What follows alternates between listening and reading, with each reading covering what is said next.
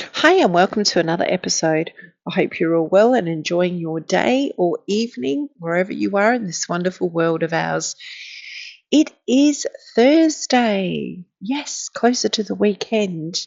I have a busy weekend planned. Hubby and I have a caravan, and we are going to pack it and go up to the Blue Mountains for 4 days before our busy work schedules kick off in October. We both have interstate travel that we need to do for our work roles for pretty much most of October. So it's going to be a busy, busy time.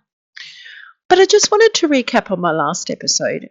And the last episode, I think it was called Why Meghan Markle Doesn't Like Australia. I would probably think there's many reasons why Meghan Markle doesn't like Australia, but let's have a chat about that. Now, I don't know if you recall, but Samantha Cohen has worked for the royal family very closely with the Queen, actually. She used to work here in public service for many years and with the Australian government here before she moved to London to work for the royal family. She's been with the royal family for nearly 2 decades. After Harry and Meghan's engagement, she was appointed to kind of guide Meghan through things and brief her on different things and get her used to the royal way of doing things, should I say. Meghan was briefed about all the Commonwealth countries, and she was specifically did a lot of stuff with Meghan prior to coming to Australia. She was briefed on the country, etc., and their tour and whatever. Meghan didn't like Samantha. Meghan absolutely did not like Samantha. She didn't listen to anything she had to say, and she kind of brushed her off. As you know, it was reported that she kind of said, in an interview that Harry will let me know the things that I need to do and the protocol, etc. Now, Samantha Cohen is an amazing person who is pretty much up there, pretty much royalty by now. Not exactly royalty, but if you know what I mean, it's really brushed off on her. So it's kind of interesting too that Samantha is Australian and Meghan doesn't like her. Can you see where I'm going here? Now, I would kind of tip that there's a reason behind that, not only the reasons I mentioned in the last episode with the way she conducted herself here when they were here on tour. She absolutely was disgusting. Her behaviour was something that not even a teen would do. Like, you just know how to and when to use your manners. So it kind of begs to differ why she doesn't like Australians. Now, also in that episode, I mentioned how the bullying allegations from here and the way she conducted herself here would be a blessing if they had come out, or if and when they come out, it would be a blessing for Buckingham Palace because they don't have to do a thing. What I find quite ironic, after that episode, we have these things come out in the media, these articles come out about people and the way Meghan conducts herself as an employer. Now, here in Australia, if we want to have a class action against an employer, we can just exercise the Fair Work Australia's Act and get a class action going. Now, if many, many people come forward and these allegations are proven without a doubt, Meghan is not going to be looked in a very good light, even though at the moment she's not. She's unveiling herself slowly. She's marketing herself. You just have to let some people just let them go, let them see how they're going to reveal themselves. And she has revealed herself in many, many ways. She cannot get herself out of this because it's not one or two people, it's not three or four. I think we're up to 11 overseas, and probably 5 or 6 here, let alone the ones in Buckingham Palace. But they're never going to be revealed. And if Meghan had won that allegation at Buckingham Palace, she would have had the Pied Piper busting out a victory tune. She would have had someone standing on the top of Buckingham Palace with a megaphone saying it was all lies, they were racist. As we know, Meghan likes to play that card. But she can't get out of this one because you see, when the evidence stacks up, it's harder for you to get out. This other article that came out with this worker saying, this employee saying that she's a wonderful boss, etc. We know that came from Meghan, because when you have an NDA, it works both ways. Now, you know when you get your insurance policy and you don't want to read the 10 pages of all the disclosures and all the fine print, you know how you generally don't read that? Well, most people should read that because a signed contract goes both ways. If the employer breaches that, well, then it's null and void. And it also means that you cannot speak positively or negatively if you have signed a contract. It's not like you can go out there and blast how wonderful your employer is because you've signed a contract. And if you read the fine print, which Meghan is not that clever enough to do, she would not have read everything. She would not have understood. That's my opinion. She would not have understood all the clauses that are in a contract and what they mean, because generally when you have these clauses, they are not written in layman's terms. They are written in legal jargon that most people don't understand. And I beg to differ if Meghan actually understands all that stuff. I mean, she can play her little actress in Suits and pretend whatever she was on that show. That's fine. But it needs someone that's really switched on to understand all the clauses in a contract. So when you have a contract and you've just willingly signed it without reading anything or given it to your legal team to make sure it dots the I's and crosses the T's, you leave yourself vulnerable. And this is, in my opinion, where Meghan has come unstuck.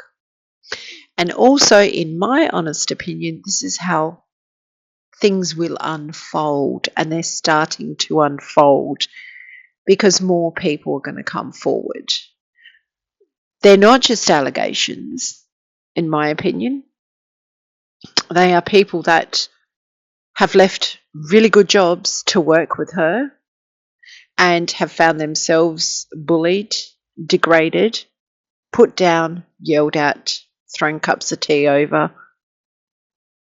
Basically, she has treated people like they're a piece of dirt on the bottom of her shoe. You can't do that with people, especially in a workplace. You just can't do it.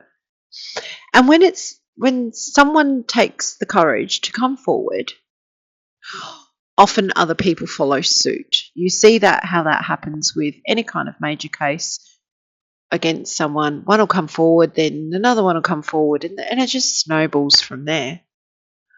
I believe Meghan is on a downward spiral. And like I said, Buckingham Palace, when it comes to the children and her bullying allegations and who Meghan really is, they don't have to do a thing. They don't have to do an absolute thing. Because people who know right from wrong, know the law, know how to apply the law, will come forward. And you can see it all unfolding. She can put out so many puff pieces that she wants. She can go to the Daily Mail, who they took to court, ironically, pay them whatever sum of money they want, and pretend they are being bullied themselves. They can't get out of it. This is not a joke. It's not a game. This is not Deal or No Deal. This is, you've been busted, lady. And you've been busted big time. And I'm sorry, but they have to suffer the consequences. They've done this themselves. They shouldn't treat people the way they've treated people. It's just the way life is, isn't it? Treat people nice and they will treat you nice. But I guess Meghan doesn't know how to do that, does she? Very interesting times ahead, isn't it? You only have to look at who Harry's hanging around with and who he's rubbing shoulders with. I mean, you only have to have a look at the Clintons' political resume, don't you, to see who he's actually rubbing shoulders with. Have we forgotten that they have 12 rape accusations, 121 mysterious deaths, 57 of them from their own inner circle? One dead American ambassador, 3 Navy SEALs dead, 10 investigations, 1 impeachment, 2 disbarments. 30,000 plus emails were deleted to hinder a federal investigation and helped arm and create ISIS by political decisions made as a Secretary of State. That is who Harry's hanging around with. Harry has no business going to another country to poke his nose where it's not concerned in their political matters. It's not his country. It's not his business. He has no reason to be doing that. Or does he have a reason to be doing that? Meghan certainly left a bad taste in the British people's mouth. Now Harry's doing the same in a country that is not his country to put his nose in their business. It's absolutely appalling. What's the agenda here? What is their actual agenda? Because if I was American, or if he was over here meddling in our business, I would be disgusted. I would be kicking my heels and not a very happy camper, because you don't go to someone else's country and pop your nose where it doesn't belong. Interesting times ahead, like I said. Very interesting times ahead. And I'm not going to go on about his speech the other night too much, because everybody's done it till the cows come home. But we all know what was behind his dribble he was saying. You know, people call it word salad and whatever else. The reason why Meghan and Harry talk the way they talk, Meghan doesn't seem to be very educated, but in my opinion, but the reason why she speaks the way she speaks is because if she speaks in this jargon, lingo, she can't be sued for anything because she's just talking in riddles. So she literally, they can't say that they did say this or they didn't say that, because they're just talking utter baloney. I mean, there you go. But we do know what was behind Harry's speech the other night was the fact that they want to silence people on the internet. What was the point of him pulling out his phone? He didn't actually show the crowd a photo of his children. I wonder why, but could you not have said, my kids are on the screensaver? What's on yours? Like, who cares what's on someone's screensaver? Like, this guy is, I don't know what's wrong with him. He really did. You know, we have a saying here, you sleep with dogs, you get fleas. He really has been a changed man since he's met this woman. One could only hope that he does get the help he needs eventually, because everyone should have good mental health. I mean, what is with him not getting himself some really good mental health and knowing what is going on in his life is absolute bullshit. He's got to wake up one day. Are we going to ever see him wake up? Who knows? Let me know what you think. I hope you have yourself a wonderful day or evening. Take good care of yourself. Bye for now.